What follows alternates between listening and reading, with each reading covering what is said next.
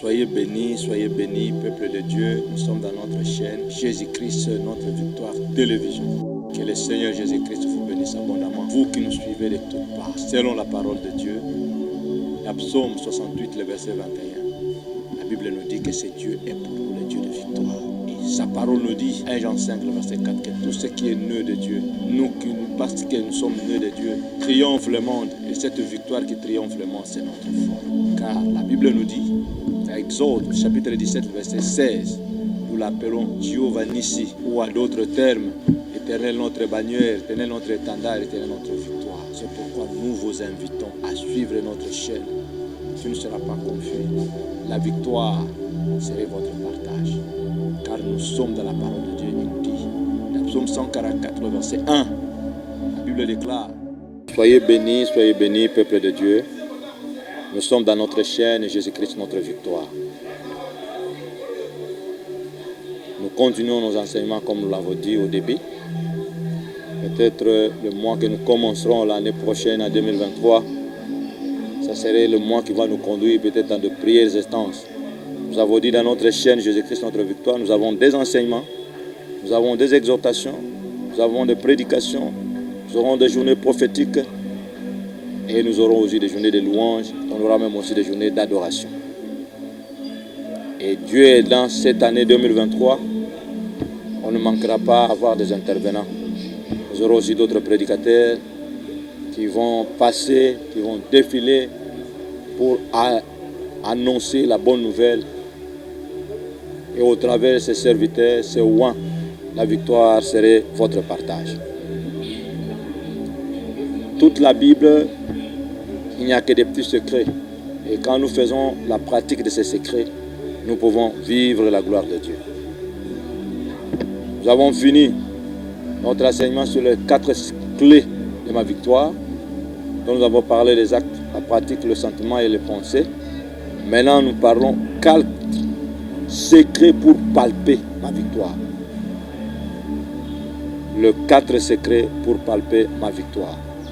Selon la parole de Dieu dans 1 Jean 1, le verset 1 jusqu'au verset 2, la Bible déclare ce que les oreilles avaient entendu, ce que les yeux ont vu et ce que les mains ont palpé. Pour ceux qui ont fait le cours de latin, à latin, on dit, il y a une expression qui dit, je suis venu, j'ai vu, j'ai vaincu. Weni, widi, wiking.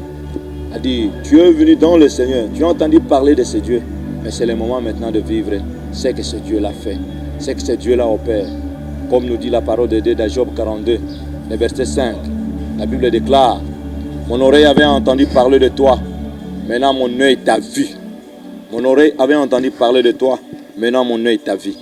Tu as entendu parler de ce Dieu qui bénit, de ce Dieu qui élève, de ce Dieu qui fait des choses. Tu as entendu parler de ce Dieu qui amène à la résurrection, de ce Dieu qui donne la fécondité, de ce Dieu qui fait voyager, de ce Dieu qui fait des choses. Ça, c'est les oreilles qui ont entendu.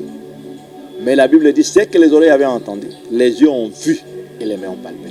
Job, dans la version Jérusalem, nous dit au 42,5, je te savais par oui dire, mais maintenant mon œil t'a vu. C'est pourquoi dans la version Louis II nous dit, mon oreille avait entendu parler de toi, mais maintenant mon œil t'a vu. Tu as entendu parler de ce Dieu, le Dieu de la Bible. Il est celui qui tue du fumier un indigent pour le faire asseoir avec les grands de ce monde. Il est ce Dieu qui rend l'impossible possible. Il est celui qui rend ce qui est difficile facile. Il est celui qui tue du néant et peut t'amener au loin. Nous l'avons vu avec Mephibosheth. Qu'est-ce que ce Dieu-là a fait? Il est celui qui n'arrive jamais en retard. Il est le secours qui ne manque jamais dans la détresse. Le monde pourrait parler tout ce qu'ils ont cru parler pour Lazare. Mais quand le Seigneur est arrivé, Lazare est revenu à la vie. C'est pourquoi notre thème, les 4 secrets pour palper ma victoire, ce n'est plus que les oreilles entendent, ce n'est plus que les yeux puissent voir, mais que tes mains palpent, que toi-même tu sois un témoin vivant, un témoignage réel. Partout où tu passeras, tu vas témoigner ce que ce Dieu a fait pour toi. Ne témoigne pas pour les autres. On n'a pas besoin de témoigner pour les autres. C'est pour nous avons dit cette année, qu'étant donné que c'est une année du repos, c'est l'année où on doit témoigner la grandeur de notre Dieu. Parce que la Bible s'appelle, selon Josué 4,16, l'arche de témoignage. Mais toi aussi, tu as droit au témoignage. Il a dit, vous serez mes témoins. Si les gens ne peuvent pas croire, mais au travers de ton témoignage, beaucoup reviendront, beaucoup s'approcheraient. Même si tu n'as pas une prédication, un enseignement, une exhortation à donner au peuple de Dieu, mais ton propre témoignage et ce que le Seigneur a fait avec vous, ça va amener le peuple de Dieu à la repentance, à croire à notre unique et notre véritable Seigneur et Sauveur Jésus-Christ. Notre étude ou notre référence de base, c'est dans le livre des 2 Rois, chapitre 4, à partir du premier verset jusqu'au verset 7. 2 Rois, chapitre 4, premier verset jusqu'au verset 7. Que nous dit la parole de Dieu? Dans ce livre, nous allons lire l'histoire d'une femme. Quelle est cette femme-là? C'est une femme dont son mari était un des fils de prophètes. Son mari est mort. Et quand son mari est mort, il avait la dette. Il avait la dette d'un créancier.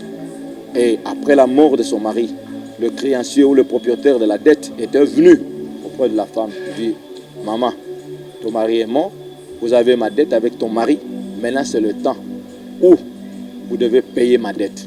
Comme vous n'avez pas quoi que ce soit, je vais prendre les enfants à gage. Je vais prendre les enfants jusqu'à ce que vous aurez l'argent. Et à ce moment-là, tu passeras récupérer tes enfants. Si vous, ou bien vous me donnez de l'argent, ou bien je récupère les enfants, je vais aller. Le jour où tu auras l'argent, tu pourrais récupérer. Cette femme n'avait pas de solution. Elle s'est dit, non, que dois-je faire? Que pourrais-je faire? Elle va aller trouver l'homme de Dieu. Cet homme de Dieu que nous appelons le nom d'Élisée. La femme est partie. Comme Élisée connaissait son mari qui était l'un des fils de prophètes, il a dit non, tu es venu me voir, c'est bien. Nous, hommes de Dieu, on n'a pas d'argent. Mais il lui posera la question, maman, qu'as-tu chez toi à la maison? Et la femme répondra, ta servante n'a rien qu'une vase d'huile, qu'on peut dire aujourd'hui 1,5 litre d'huile à la maison. Elle dit, ok, c'est bien, rentre à la maison, va demander auprès de tes voisins, voisines, tu vas demander des bidons, des tonneaux, des tonnolettes, de plusieurs récipients, et tu vas amener chez toi. Et je te dirai ce que tu feras avec. Tu vas commencer à prendre chaque récipient, tu vas introduire une goutte de cette huile-là dans tous ces récipients. Tu verras ce que tu feras. Et la femme est partie. Elle a fait tel que l'homme de Dieu l'avait dit. Quand elle est partie, elle commençait à demander, comme on n'a jamais connu, le diable a toujours créé 3 grandes portes. La première porte, c'est le critique. La deuxième porte, c'est le découragement. Troisième, c'est la colère. Les gens commencent à se poser des questions. Cette femme, ce n'est pas la folie qu'elle a commencé. Est-ce que cette femme, elle n'a pas de problème psychosomatique? Voilà que son mari est mort. Maintenant, elle commence à demander des vases par-ci, par-là. Partout, elle pourrait passer. À chacun qui demandait, quand ils se retrouvaient en deux, ils étaient là entrés, comme nous avons la calomnie et la médisance, pour parler de n'importe quoi. Aimant toujours parler. Elle est aussi chez moi. Moi aussi je l'ai donné. Elle est aussi chez moi. Moi aussi je l'ai donné. Abi au juste c'est quoi? Qu'est-ce qu'elle voulait faire? Qu'est-ce qu'elle fera avec tous ces grands récipients qu'elle a demandé? Bon, voyons voir ce qui arrivera. Mais nous comprenons déjà, c'est quelqu'un qui a déjà le début de la maladie, de la folie. Ce sont des troubles psychiques. Alors pour cela, peut-être on ne sait pas. Mais laissons-la, voyons voir ce que l'avenir va. Alors la femme est partie dire à l'homme de Dieu tel que l'homme de Dieu lui avait dit. Et elle est venue. L'homme de Dieu l'avait donné des instructions. Première instruction, va demander. Elle a mis sa foi en action. Deuxième instruction, il a dit, tu vas fermer la porte sur toi et sur tes enfants. Troisième instruction, il lui dira, tu vas verser sur tout le récipient que tu as. Et cette femme, quand elle est revenue, l'homme de Dieu restait chez lui. Et la femme est revenue. Elle a fait ce que l'homme de Dieu l'avait dit. C'est au travers de ce passage de 2 Rois, chapitre 4, du premier verset jusqu'au verset 7, dont on nous parle de cette femme, la femme Sunamite. Dans cette histoire-là, dans ce même passage, dont on nous parle de la veuve qui était partie trouver l'homme de Dieu. Voilà au travers de ce passage que nous voulons énumérer les 4 secrets pour parler ma victoire. 2023, nous avons toujours eu des grands et de petits besoins. Premier secret pour palper la victoire, il faut admettre son grand besoin. Nous avons des petits besoins, mais nous avons aussi des grands besoins. C'est pour cela, quel serait ton premier grand besoin pour cette année 2023? Qu'est-ce que tu voudras voir que le Seigneur puisse faire? Parce que c'est l'année du repos. À quoi veux-tu que le Seigneur te donne du repos? Nous avons quelques exemples types. Dans 1 Samuel 1, le verset 17, la Bible déclare, pour le camp de Anne, la Bible dit, Anne va se présenter pour dire au peuple de Dieu, c'est pour cet enfant. Et la Bible nous dit dans 1 Samuel 1, le verset 17, Anne a fait cette déclaration. L'homme de Dieu priera pour lui, en lui disant, va en paix, que le Dieu d'Israël t'accorde dans ces jours ce que tu l'as demandé. Anne n'avait pas besoin de plusieurs choses. Anne avait besoin d'une seule chose. Le verset 20 nous dit, il a donné à l'enfant le nom de Samuel qui veut dire l'Éternel m'a exaucé. Et dans 1 Samuel 1, le verset 27, la Bible déclare, Anne commençait à aller partout, présenter, c'est pour cet enfant que vous m'avez vu prier et l'Éternel m'a exaucé. Dans la Bible, nous avons deux grands enfants qui ont marqué aussi l'histoire. La première, c'est dans Genèse, à la mort de Rachel. La Bible nous dit qu'il avait mis au monde deux enfants. Le premier qu'on appelait Joseph et le second qu'on appelait Benjamin. Son père ne l'avait pas donné le nom. Sa mère l'avait donné le nom de Ben-Oni, qui veut dire fils de douleur. Mais sa mère lui donnera le nom de Benjamin, qui veut dire fils de vainqueur. C'est pour cela, 2023, ou bien tu as ton Benjamin, ou bien tu as ton Samuel. Samuel qui veut dire l'Éternel m'a exaucé. Voilà, admet son grand besoin. Anna pourrait avoir plusieurs besoins. Elle avait de rivales, elle avait de problèmes, mais son grand besoin c'était d'avoir l'enfant.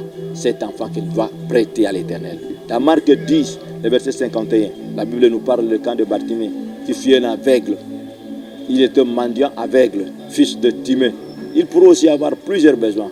Mais quand il a rencontré le Seigneur, il a dit, que veux-tu que je fasse pour toi? Il a dit que je recouvre la vie. Voilà. Il pourrait avoir plusieurs grands besoins.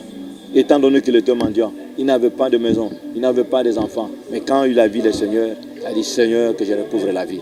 C'est pour cela, premier secret, pour palper ma victoire, c'est admettre son grand besoin. C'est le premier secret. Que le Seigneur vous bénisse. Notre terme de ce jour, 4 secrets pour palper ma victoire. Selon 1 Jean 1.1, jusqu'au verset 2, les oreilles avaient entendu, les yeux ont vu, les mains ont palpé. Job 42 nous dit, mon oreille avait entendu parler de toi, maintenant mon œil t'a vu. Tu as entendu parler de ce Dieu. Cette femme avait entendu. Cette femme est partie.